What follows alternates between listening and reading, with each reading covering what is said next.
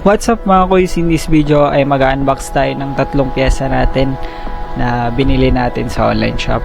Ito yung seat post, saddle at yung tatlong spacer na carbon. Bali nagkaroon lang tayo ng problema doon sa headset natin kasi mali ng kulay yung pinigay yung seller kasi hindi na daw available yung color. Ewan ko ba kung paano yung nangyari yun.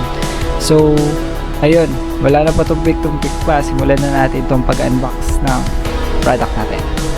Yan, pasok.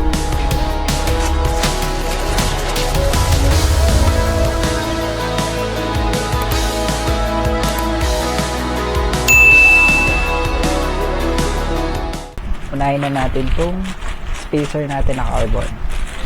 Box na.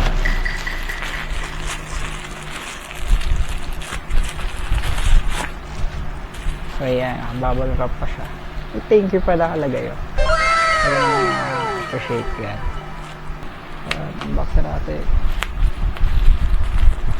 So far, ito pa lang yung carbon sa bike natin. Pwede na!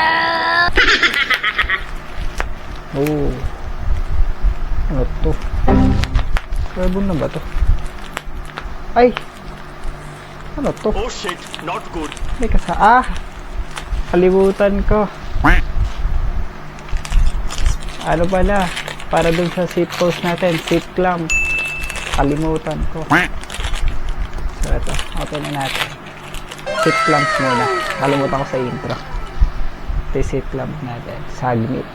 Sagmit pero hindi quick release. Naka Allen key siya. Yan, color black. Matte yung color niya and ito, may logo na Sagmit na very minimalist lang. Next natin is ito, yung punang carbon sa bike natin.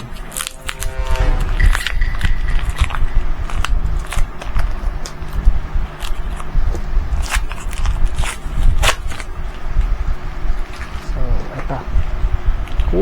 Tatlo carbon. 10mm. Ito pa lang yung carbon sa bike natin. Soon, baka malay nyo, may mag-sponsor sa atin. Winspace, baka naman. Winspace, baka naman. Ay. So, eto. Binutas ko na, guys. Para may pakita ko sa inyo. Ay! Di pala siya carbon. Still, ay aluminum alloy pala yung nabili ko. So, yun, guys. Mga kuys, hindi pala carbon yung nabili ko, hanep. Proud na proud pa akong carbon yung binili ko. Ang nabili natin ay aluminum alloy. Okay lang yan, aluminum alloy. Wala pa pala akong carbon sa bike. So, ayan. Winspace, baka naman Winspace. Yan, tatlo yan. 10mm yung size niya. Ito. Yan. Napakagad niya, parang plastic lang. Ano? O, diba? Aluminum alloy. Then, next, pasok na tayo sa seat post. Napakalaki. Parang dapat pala yung maliit yung binili ko.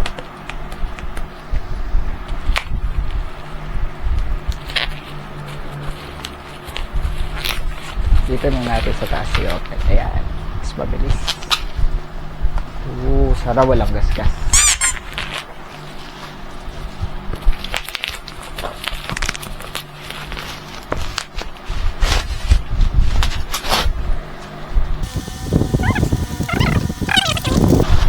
Ayan, ito na. Naka-bubble wrap pa siya, guys. Ayan. Gulo ah. Ayan. Bubble wrap pa siya. Ayan. Lang nga, double check natin. Ayan. Recording. Ayan. Open na natin. Ooh. Nice. So, ayan. Meron siyang ganyan. Aluminum alloy, 6061 din siya. And eto, alloy din, alloy. Walang plastic. Walang plastic.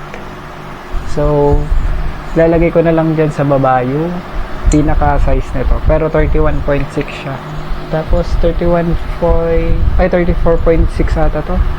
Basta ilalagay ko na lang kung ilan yung sukat mo. So ayan, matte yung finish niya, walang gasgas, okay, maganda. Nag-post din si seller dito, chinot niya muna yung pinaka tsura nitong seat post na to.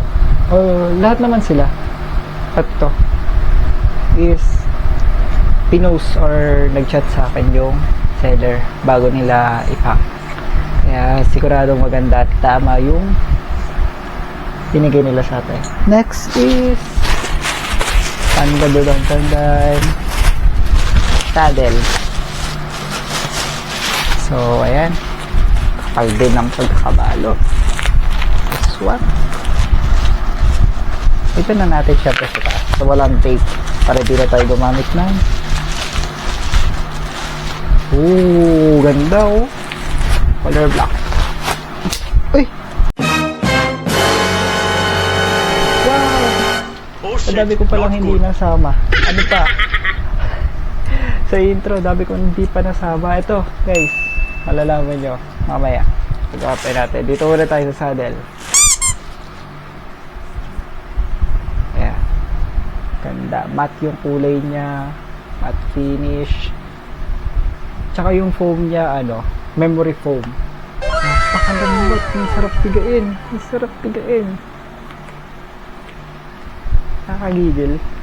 Ayan, memory foam siya, kaya sobrang ganda ng quality. Ito ay I think steel to, wala akong magnet, pero ito ay plastic. Maganda lang din siya, pero ayan, matte yung kulay. Okay, and ito, ano nga ba ito?